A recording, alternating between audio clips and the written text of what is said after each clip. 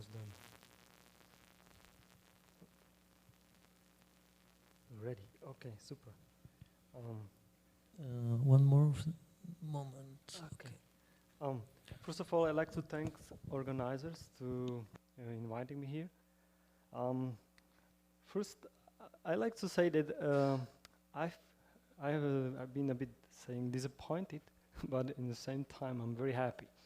Why I'm saying this is that I've been listening to the talks from yesterday, and there were too many of my figures, and then I've been starting to wondering what I'm going to show you, right? So then I've been thinking, and then I said, okay, there is a Carlos, yet some circulating question, and maybe there are many others that are having still some questions, so we can make an open, this kind of, my time is not running, it's fine. That would be some good opportunity that we can discuss some details which are maybe somehow not explicitly written in our papers, and maybe we can discuss in detail some schemes, some figures. Okay, but anyhow, I'd like to go on. So most of the part of the work was done during my postdoc in Yaroslav's group, and this is a number of people been working together. And there's another project I started recently with the people from University of Lodz in Poland, and this is sort of extension, and as I'm going to keep my topic that is related to proximity effects of graphene on transition metal dichalcogenides. So this is a part which is a bit different, or something a bit new maybe. Okay, so let's start with the graphene.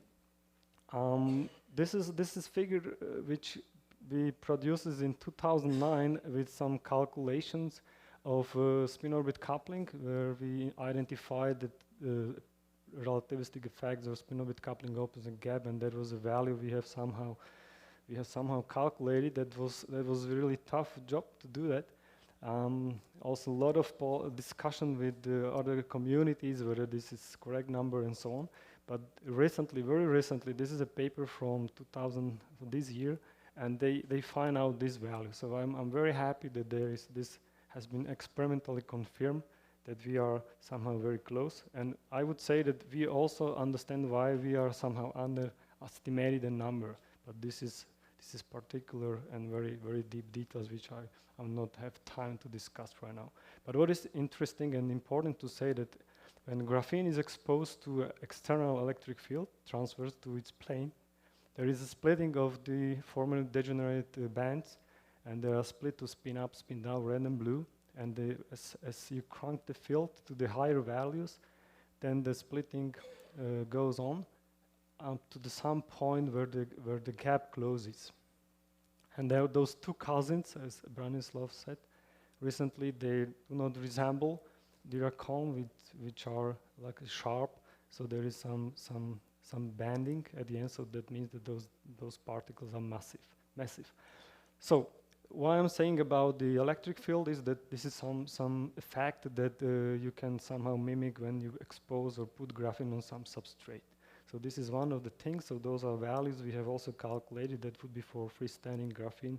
It's about 5 micro EV if graphene is exposed to 1 electron volt. So if you find out something bigger, that means you can say that, okay, so it's the field that is produced is much larger. Anyhow, so the second ingredient of my talk is transition metal dichalcogenide. So this class of material contains of many of elements that can form kind of different polymorphic structure. One of this polymorphic structure is 2H, which is shown here. So it's layered structure. For instance, this could be molybdenum disulfide, and you can very easily peel out and get one layer. What is important for spin orbit, for spin physics or spintronics, is that there is transition from bulk to the single layer in terms of changing its symmetry. So once you go to single layer, there is no inversion, and then you get immediately some hint that there will be some spin splitting, which you can see here, for instance. This is a splitting of the valleys. In particular, this is band structure for molybdenum disulfide. And the color coding corresponds to dz square, dxy, and dxy square minus y square orbitals. And this color coding is so so thick that you cannot see the splitting, but anyhow, this splitting here is about 140 milli-electron volts. Okay, so this is the key ingredients which are somehow going to mix together. And once we have already seen, and there were a couple of experiments running on when there is a combination of, for instance, graphene with insulating hexagonal boron nitride.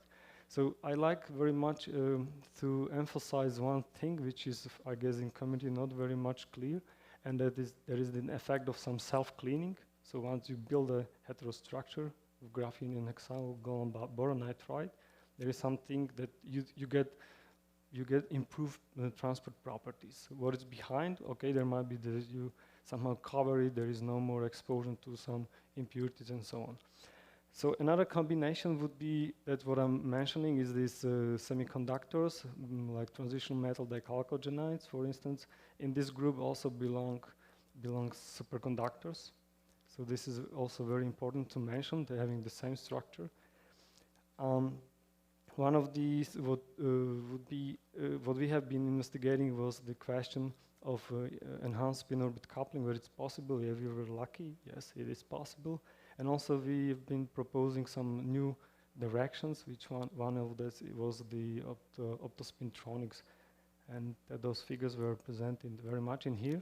Another direction which is also been proclaimed by Branislav, for instance, was combination, or its combination with ferromagnets or ferroelectrics. And we have recently also showed that there is a possibility to tune electrically exchange splitting. So this is something which will be very important for applications. Another nice, let's say, heterostructure build-off would be to combine graphene with 3D topological insulator. There is a nice paper by Stefan Roche group, and this is, I would say that this result somehow can be considered as a coming breakthrough in terms that you can control with a twist angle Welle-Zeeman coupling. So this would require more investigation. And from last year, there is something very surprising coming, that if you combine graphene with graphene, which is rotated by magic angle, you can get superconductivity. So you can see that playground is very, very huge, very broad, and one can get very nice new effects and physical effects. Okay. So this is kind of an academic question. So we can ask, what do we really mean by the proximity effect? So I like to rephrase Yarrow. He's using the word, this is some property that one material likes to borrow from the another one, and vice versa.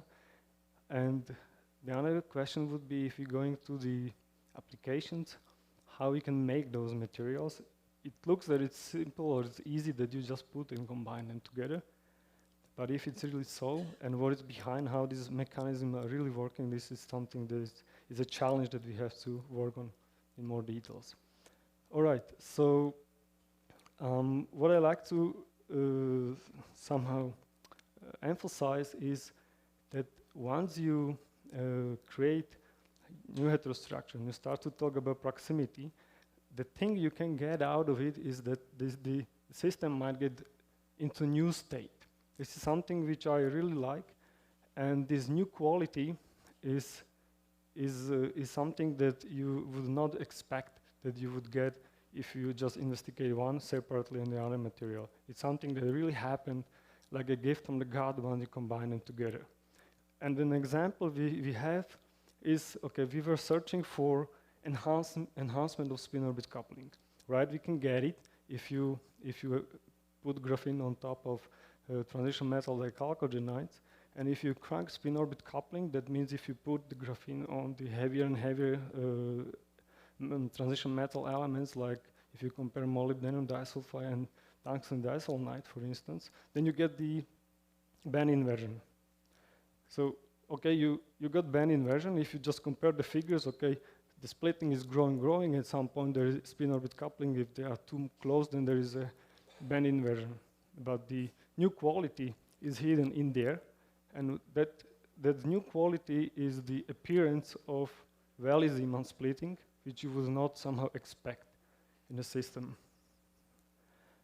And the result is that what you get out of it, for instance, this is one of our examples we have investigated, is that you can create a system which is sort of mixture of having topological properties, kind of helical states which are propagating along the zigzag edges, while at the armature edges there is refractionless spin flip tunneling.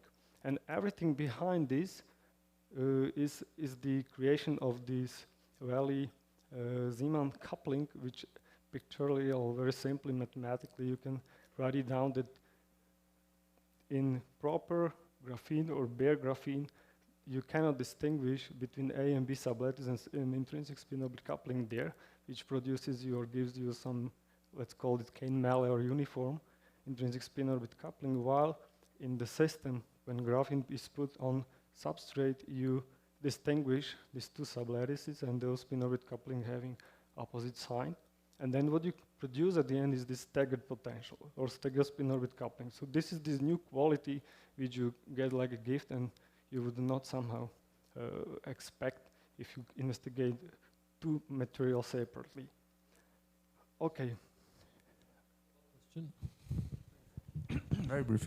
So when you couple this to a source and a drain, would you expect this to survive? Because right at the coupling point, it's metallic. Then do you still expect to have edge states and this inversion there? You mean the source and drain on that size? Yeah. Oh well.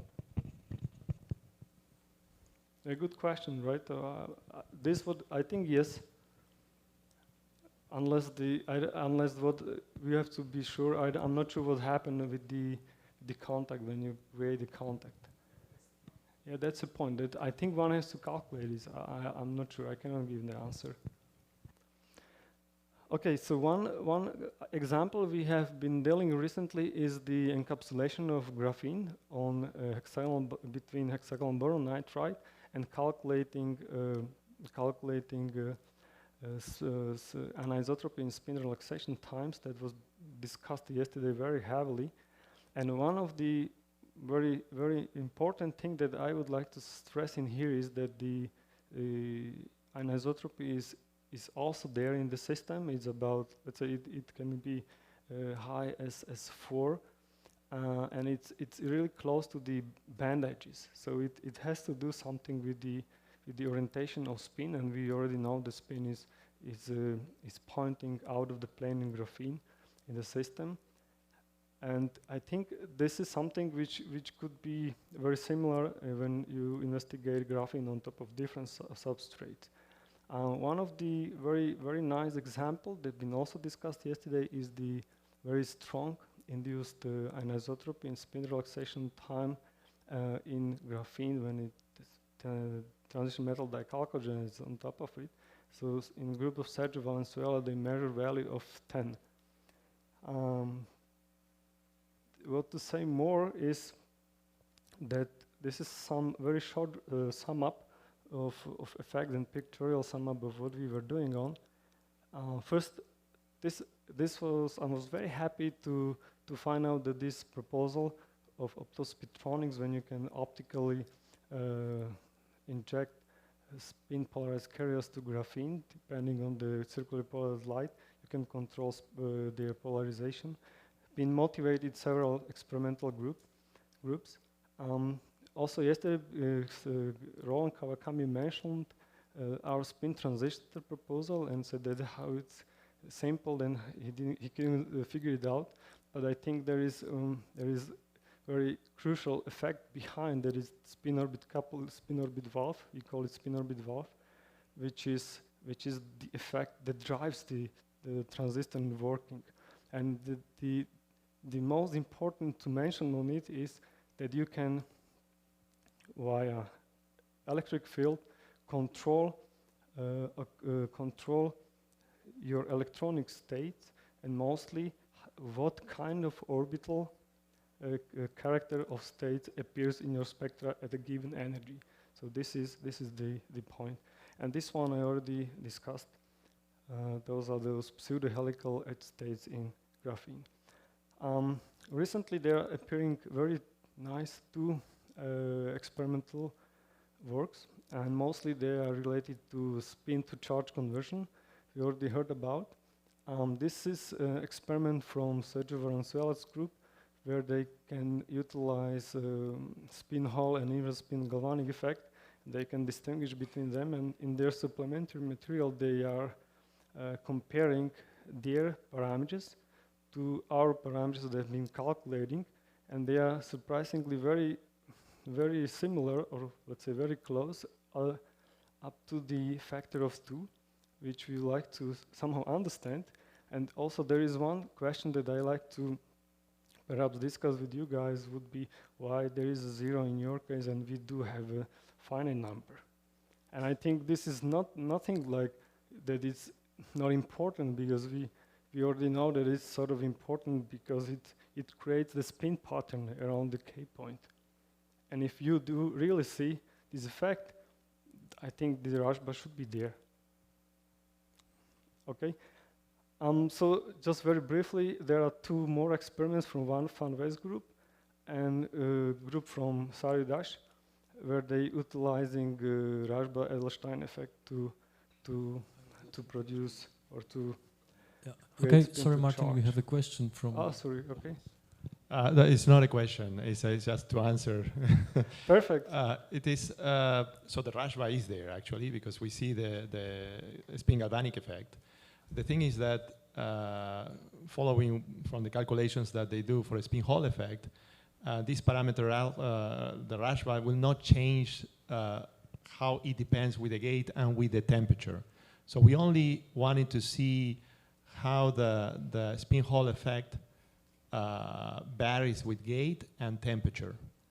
And the Rashba field, following what Jose from the Stefan's group says, Jose Garcia, would only change the magnitude overall. And it makes it much simpler to calculate. This is I don't know if... okay, but if you're saying that it's easy to calculate, why we cannot? Without the Rashba, apparently it's easier, what they do. Maybe Stefan can clarify. So it only changes the magnitude of the... Okay, so you mean magnitude of this accumulation in here, yeah, right? Yeah, yeah. Mm-hmm. But all of the other dependencies, the temperature and gate dependence, will not change. All right, this I can understand. So yeah. That's already documented by the proportionality, because if everything is 2 times, then it's perfect.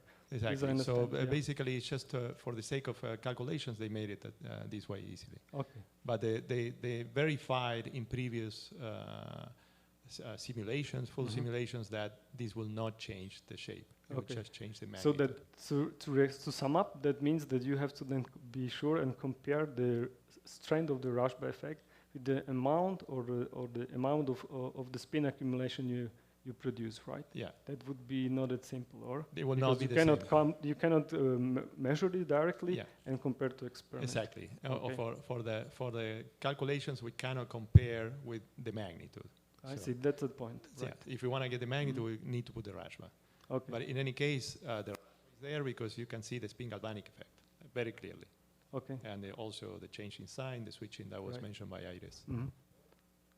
Okay. Right, maybe just a speculation which is just coming to my mind on the fly. That would be this kind of experiment that could somehow distinguish this one to pass a current in plane. But I should think more about this. Maybe Iris also would help us to figure it out. Okay, let's move on. So I'm just writing this kind of question with 3 dots, and you can put the word you like. I like the word different, new, more exciting, more fascinating. I know, depends how you find it, this part of my work. And that would be about the different kind of transition metal dichalcogenides, and mostly up to now been considering these 2H polymers with this kind of trigonal structure. And if you go to the 1T polymers, like one of the famous representatives would be tantalum disulfide. This very briefly what the material is about. So it's charge density wave system. So there are several phase transitions with the different charge density waves in there. Simply one, but there are different. I just show you some figure. Also, at the very low temperature, there is transition to Mott state. It's also a superconductor which survives at the very broad range of the pressures, unrespectively what kind of charge density wave is on top of it. And recently been also shown that there is a most probably presence of quantum spin liquid phase in the system. So just one material having very rich phase diagram, very rich, I would say, quantum phase diagram. And I've been asking question, okay, if you put it to graphene, and what kind of information we can get on the level of single particle investigation. So very briefly, just to show you what the phase diagram of the material. So simply there is a measurement of resistivity as a function of temperature. So if you go down from the temperatures about 550, it's a metal. So there is a first transition to so-called incommensurate charge density wave. I'm coming to the point what that means. Then if you going down in temperature, there is an additional transition which is called nearly commensurate charge density wave, and then going down, then you find out this commensurate charge density phase transition, and then there is the Mott transition I mentioned. So if you see the hysteresis tells you there is a first order transition in a system, that means there is going on some structural change. And what is about the structural change in the system, that is that there is a periodic lattice distortion which is producing charge density wave. A typical, for this material, this periodic lattice distortion is it's creating a cluster of 13, containing 13 tantalum atoms, which are somehow shrink together, and they are forming so-called David star. And those stars, they are distributed. Let's say they're creating some clusters. If those clusters are not commensurate, so they're forming some cluster with different sizes, and they are somehow dislocated, appearing in the system. So this is this phase of which is called incommensurate. There's a nearly commensurate, which they are also forming perfect hexagonal lattice. And then if you go down in temperature, below this temperature, then you find out that there is a perfect system of these David stars, which are forming triangle lattice. So this is about the structural thing what's going on in the system. About the superconductivity, when you press the system, so it would live in this system for sure. So this is what I mentioned with this. Now what I've been saying is that we wanted to see what happened to graphene and vice versa to the material when you create this kind of heterostructure. So we have considered super lattice calculations. It's something that were like commensurate system with those interlocked David stars. They've been appearing automatically, so we don't impose them to the system. So we relax the system, and it relaxes to the ground state that contains those David stars. As there is a possibility that you put the graphene on the system, and you might have different configurations, how the graphene would sit up on top of each of the David star. And why we are investigating important is to mention what that periodic lattice distortion means. So if we look back to the David star in here, so due to this distortion, what you get in at the end is that there is something like an effective one electron that sits on each of the David star. So you are getting kind of modulation, periodic modulation of a block states, which has much larger periodicity. Okay, so you can identify hollow and top position, and also this sort of bridge position. We call it. So I hope you clearly see that the bridge position will be there is on top of the tantalum atom, and this one, that one, which is in the center of the star. After relaxation, what happened and what I've been very surprised is that for the bridge position, those David stars are somehow deform, or this periodic lattice distortion now is no more resembling star, but I'm calling it that it's diamond. In terms of energies, if you compare ground state energies, so it turns out that this bridge position is lowest in energy. It's lower in energy than to the hollow and top. So the top is highest in energy. You down, about going down to hollow position about -16 MeV and then -25 in comparison to the hollow. So in total, it's about 25 plus 16. So this one is down in energy. So it's rather stable.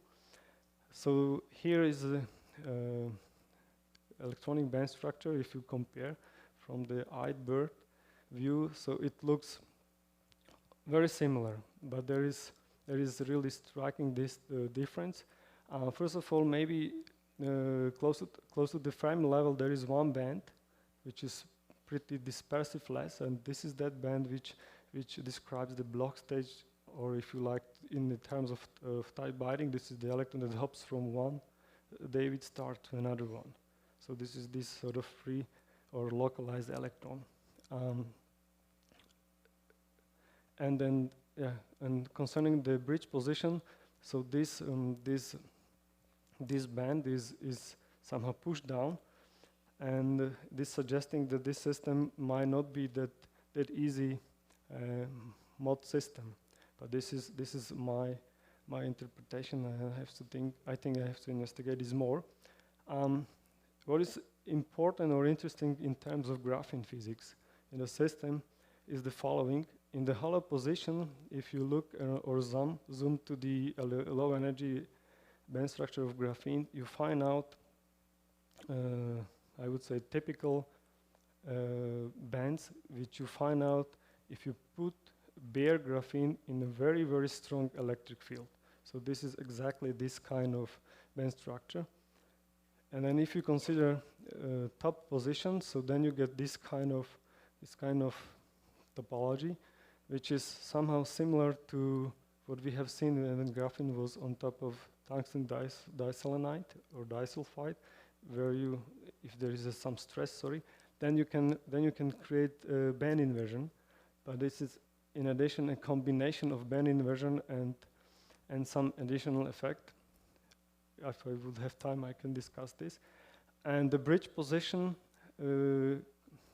provides you with the band structure, which we identify that there is an additional contribution to sort of effective hopping, which moves the valley out of the edge of the Brillouin zone. So those are pictures when you have periodic lattice distortion or simply charge density wave created beneath the graphene. If you heat up system, for instance, suppose that you can heat up, or simply you can turn off the charge density wave in your system, and you consider that this tantalum disulfide is nicely periodic without any lattice distortion, then you find out that the band structure looks like this in all those three cases. So this is what we are used to, that there is this typical band inversion with valley Zeeman splitting. And what is these things are those two cases which I would expect that there is some additional effect. We have been employing the same procedure we have developed for fitting of simplified models, but it turns out that it's much more complicated, and we have to introduce some additional procedures. And I'm hoping that we are coming very soon with some effective models which can be used then for the transport investigations of the system. There is a real sample which is prepared now, and there is an ARPES measurement of graphene on top of tantalum disulfide. It's shown here. What is very nice to say that, okay, there is the Dirac cone, and the Dirac point is above the Fermi level, which is very good in agreement in the calculation we also performed. In all of those three cases, or situation or configuration we investigated, it's above the Fermi level, it's fine. And what is very difficult from the resolution of this ARPES to find out these details of the features, which particular configuration that might be. And we already know in this stage of our knowledge that there might be very different, perhaps, configurations in terms of twisting and so on. So the system might be very complicated, and there are some additional details maybe I have no time to discuss. This is a pictorial conclusion. Very briefly, just 2 more words perhaps that concerning the proximity study already mentioned by others, that there is very nice extension of the field when you consider ferromagnetic or 2D ferromagnets. And one of the nice examples we have studied with Jaro and Klaus is this exchange valve and spin filtering device when bilayer graphene is in proximity to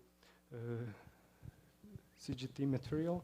Or very recently with Petra we studied magnetization control of quantum anomalous Hall effect in these systems. Okay, this is from my side. Thank you very much for your attention. Thank you, Martin. So we already had some questions and comments, but I see there is another one. Thank you, very nice, Martin. Concerning the factor 2 that you are passionate about, okay. I just like to observe, that in one